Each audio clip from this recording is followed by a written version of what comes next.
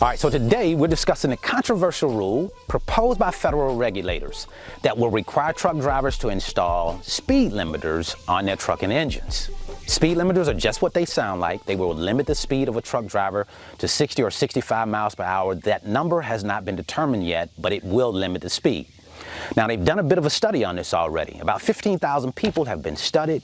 Of the 15,000, most of who responded to the study were independent owner-operators and small trucking companies. And they overwhelmingly responded saying that this was not a good idea. It wouldn't make for a safer driving environment for the public. As a matter of fact, it would make it unsafe. Now, what I would like to know from you is, what do you think? Do you think this would actually make it unsafe, or would it make for a safer environment, driving environment for the American public?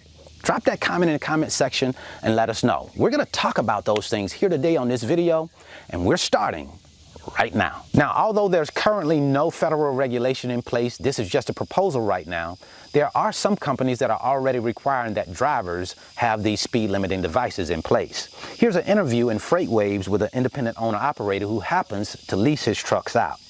He says, "I lease my trucks to a company that requires us to drive at a limit of 65 miles per hour. I feel it has made my drivers more unsafe." He says they get caught up in packs of drivers now. They are unable to maneuver when necessary, and I think automobile drivers are even angrier around trucks that have these speed limiting devices in place. Please do not require this. And then it goes on to say that IAB trucking sentiment was typical and was echoed among large sampling of responses. So a lot of truck drivers are on board with IAD. They're saying that this more disrupts traffic and makes it a more unsafe environment. Now, I certainly understand that having a speed limiter in place could definitely make driving a little bit more painful for truck drivers and probably even for the driving public. But what I didn't hear in that statement is traffic accidents and how having these speed limiters may have slowed down or increased or decreased traffic accidents. That's what I would want to know. Does it increase or decrease traffic accidents, fatal traffic accidents? And are the problems that you're having with accidents, are they usually caused by increased speed? Now, we know that speed often contributes to accidents. If slowing down truck drivers will decrease accidents, will that be a good thing for the trucking industry, for the American driving public? That's the question I think that we have to answer. Now, I'd like to know where the associations lie on these issues, so I looked up the American Trucking Association, and it showed that the American Trucking Association, which developed a speed governing policy for commercial trucks in 2007, initially supported a fixed maximum speed of 65 miles per hour for Class 7 and Class 8 trucks.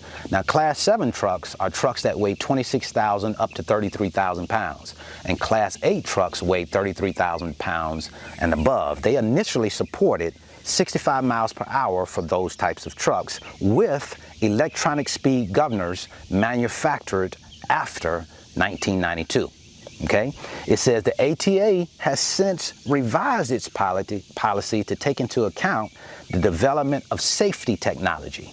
So now that there's these different impacts that technology has had on the industry, the ATA is saying, hey, they're revising the policy, and now what they're saying is they're okay with setting speed governors to a maximum of 70 miles per hour. So they still would like to see governors in place, but they want to see the number up to about 70 miles per hour due to technology advancements. Now, personally, I'm not into a whole lot of regulation. I don't like to see the trucking industry being heavily regulated. I'm more into less regulation. And the question that I don't see answered here, the argument that I don't see made is, why just focus on truck drivers when it comes to speed? Are truck drivers overwhelmingly responsible for accidents that are involving increased speeds?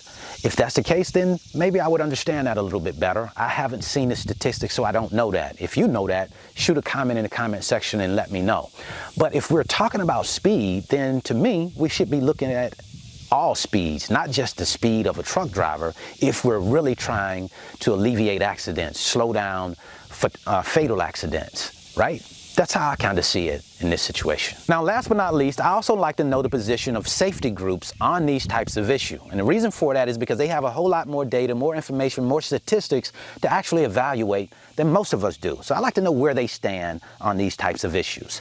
Advocates for highway and auto safety also support speed limiters, but not at 65 or 70 miles per hour. They think the number should be at 60 miles per hour, and this is why. They said the safety group cited incontrovertible safety benefits highlighted in the FMCSA's 2016 NPRM. Now, the NPRM is just your notice for proposed rulemaking. It says the agency noted that crashes involving heavy vehicles traveling faster are more deadly than those involving trucks traveling at lower speeds. It says the 2016 NPRM estimates that setting the device at 60 miles per hour has the potential to save almost 500 lives and prevent nearly 11,000 injuries annually.